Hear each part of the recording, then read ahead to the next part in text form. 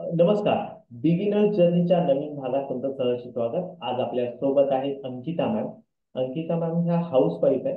तर side by side त्या काहीतरी छोटे छोटे बिझनेस रन करत असतात, जे सीजनल बिझनेस असतात. तर त्यांनी लेटेस्ट आपण प्राणी क्लिनिकचा बेसिक वर्कशॉप लावला होता, तो त्यांनी अटेंड केला. तर त्यांचा प्राणिकचा अनुभव आपण आता जाणून घेऊया. नमस्कार मॅम. नमस्कार. मॅम, तुमचा प्राणिकचा अनुभव जाणून घ्यायला आम्हाला आवडेल. बोला मॅम. काय आहे बघायला म्हणा, ऍक्च्युली पुस्तक पण होतं माझ्याकडे, ते मी वाचलं होतं, त्यामुळे आणखी मला ते इंटरेस्ट आला होता करायला. आणि मग गेले तिथे तर सगळे नवीन वगैरे सगळे चेहरे, कोण ओळखीचे नाही काय नाही, म्हटलं ह्याच्यात आपण कसं काय करायचं.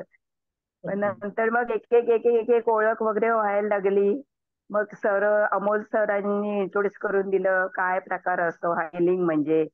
ते पूर्ण त्यांनी आम्हाला समजावलं वगैरे.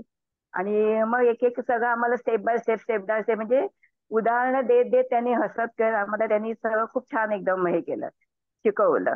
अगदी शून्यापासून सगळं शिकवलं त्याने आम्हाला. हा. तुम्हाला कोर्स नक्कीच आवडलाय ना? तर त्याचबरोबर हो तुम्ही तुम्ही काही हिलिंग दिले आहेत का? हो हो. मी म्हणजे काय झालं, मी आता माझी आपली हे चालू होतं प्रॅक्टिस. तर घरी म्हणजे मुलगीची तब्येत थोडी हे झाली होती, म्हणजे त्या गॅसेसचा वगैरे प्रॉब्लेम झाला होता, ऍसिडिटीचा वगैरे. तर मला म्हणते मला असं हे नकोय, मला कसं तरी होतंय, जेवायला वगैरे नकोय, काय नकोय. आणि नेमका त्या दिवशी नेमका सरांनी तो प्रोटोकॉल घेतला होता आमचा प्रॅक्टिस करून. मी म्हटलं चल आता हिच्यावरच आपण ट्राय करून बघूया. आणि जसं सरांनी शिकवलं होतं तसं मी तिला एक एक एक एक एक एक करायला गेली. आणि नंतर 20 मिनिटांनी मी जेव्हा इथं बसली तर मला वाटते मम्मी मला पण दे ना आता जेवायला, मला आता खूप बरं वाटतंय. मला पाटणं फोडणं म्हणजे काही आता दुखत नाहीये. म्हणजे तिला पाटणं फोडण्याचे गॅसेसचे हे मारत होते, हे मारतात तसे स्ट्रोक. ओके. म्हणजे ती खूप पूर्ण नील झाली एकदम. म्हणजे माझंच मला खूप एकदम एवढं मी स्वतःची पाठ एकदम थोपटली. नक्कीच एवढं नक्कीच. खूप खूप नक्कीच एकदम मॅम. हे झालं. तर तुम्हाला हो.